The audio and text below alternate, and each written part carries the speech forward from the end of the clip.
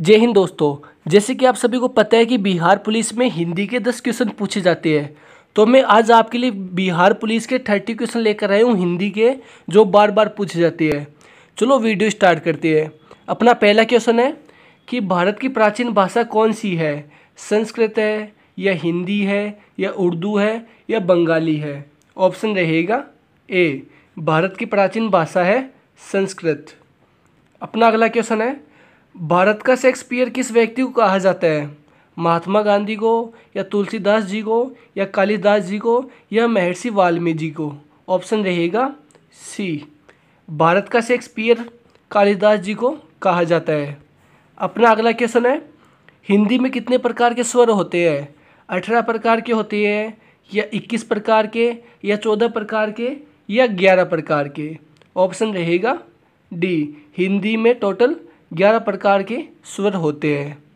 अपना अगला क्वेश्चन है, हिंदी की उत्पत्ति किस भाषा से मानी जाती है? ब्रज भाषा से या अपभ्रंश भाषा से या देवनागरी भाषा से या इनमें से कोई नहीं? ऑप्शन रहेगा बी, हिंदी की उत्पत्ति अपभ्रंश भाषा से मानी जाती है। अपना अगला क्वेश्चन है, हिंदी का प्रथम उपन्यास कौन सा है? रानी केतकी की कहानी है या एकलव्य है या नदिया के पार है या परीक्षा गुरु है? ऑप्शन रहेगा डी, हिंदी का प्रथम उपन्यास है परीक्षा गुरु। अपना अगला क्वेश्चन है, हिंदी साहित्य का पहला कवि किस व्यक्ति को कहा जाता है?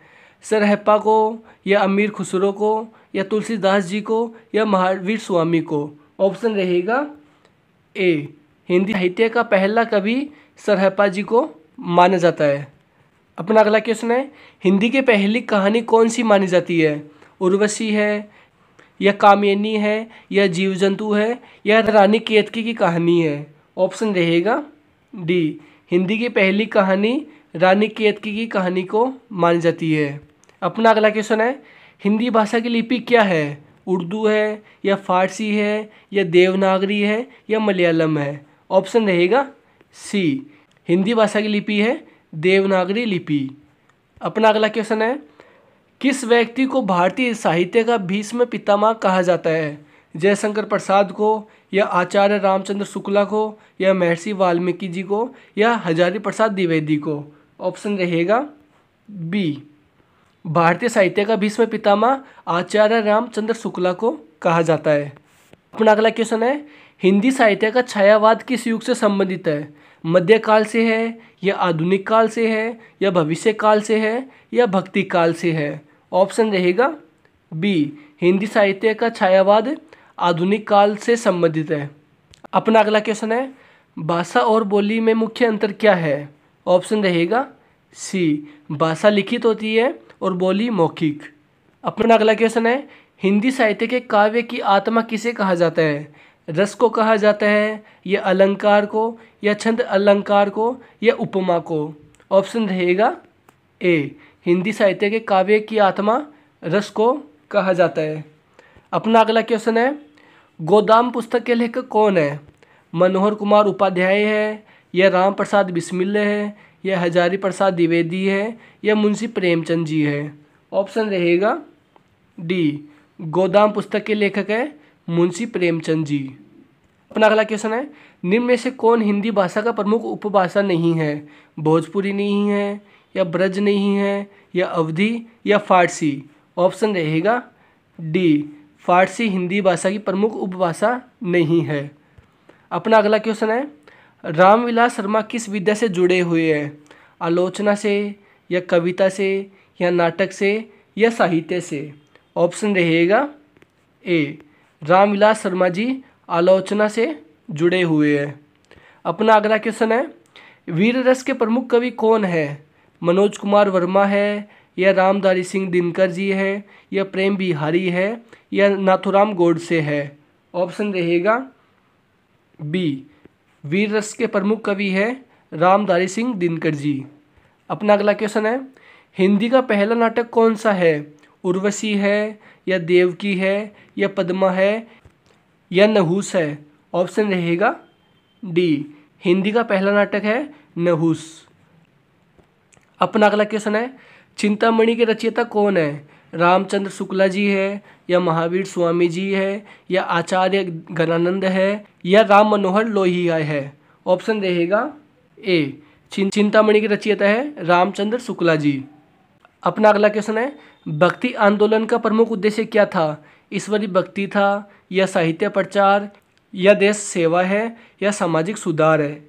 ऑप्शन रहेगा ए, भक्ति आंदोलन का प्रमुख उद्देश्य था ईश्वरीय भक्ति। अपना अगला क्वेश्चन है, हिंदी के प्रथम कवि चंद्रवरदाई ने किसकी रचना की थी? अकबरनामा की थी, या गुलामगिरी, या पृथ्वीराज रासो, या इनमें से कोई नहीं। ऑप्शन रहेगा सी, कवि चंद्रवरदाई ने पृथ्वीराज रासो की रचयिता की थी। अपना अगला क्वेश्चन है, गुप्त वंश का संस्थापक कौन थे? चंद्रगुप्त थे, या श्रीगुप्त, या कुमारगुप्त, या उपयुक्त सभी। ऑप्शन रहेगा बी, गुप्त वंश के संस्थापक थे श्रीगुप्त। अपना अगला क्वेश्चन है, अलंकार का शाब्दिक अर्थ क्या है? सजावट है, या छन्ना है, या खोजना है, या दिखावटी है। ऑप्शन रहेगा ए, अलंकार का शाब्दिक शब्द है सजावट। अपना अगला क्वेश्चन है, खड़ी बोली के लोकप्रिय कवि किसे माना जाता है? राम मनोहर लोहिया को, या मुंशी प्रेमचंद को, या मनोहर कुमार उपाध्याय को, या अयोध्या सिंह उपाध्याय को। ऑप्शन रहेगा डी, खड़ी बोली के लोकप्रिय कवि है अयोध्या सिंह उपाध्याय। अपना अगला क्वेश्चन है, पंचवटी में कौन सा समास है? द्विगु समास है, या दीर्घ समास है, या अपभ्रंश समास है, या इनमें से कोई नहीं। ऑप्शन रहेगा ए, पंचवटी में द्विगु समास है। अपना अगला क्वेश्चन है, निम्न में से किस कवि को कविराज की उपाधि दी गई है? कालिदास जी को, या तुलसीदास जी को, या भारतेंदु हरिश्चंद्र को, या राम प्रसाद बिस्मिल को। ऑप्शन रहेगा सी, कविराज की उपाधि भारतेंदु हरिश्चंद्र जी को दी गई है। अपना अगला क्वेश्चन है, रामचरितमानस की रचना किसने की थी? महर्षि वाल्मीकि जी ने की थी, या आचार्य प्रेमानंद जी ने, या तुलसीदास जी ने, या कबीरदास जी ने। ऑप्शन रहेगा सी, रामचरितमानस की रचना तुलसीदास जी ने की थी। अपना अगला क्वेश्चन है, हिंदी के किस लेखक को कहानी का सम्राट कहा जाता है? जयशंकर प्रसाद को, या राम प्रसाद बिस्मिल को, या पंडित दीनदयाल उपाध्याय को, या मुंशी प्रेमचंद को। ऑप्शन रहेगा डी, मुंशी प्रेमचंद जी को कहानी का सम्राट कहा जाता है। Option D. अपना अगला क्वेश्चन है, रामचरितमानस को किस भाषा में लिखा गया है?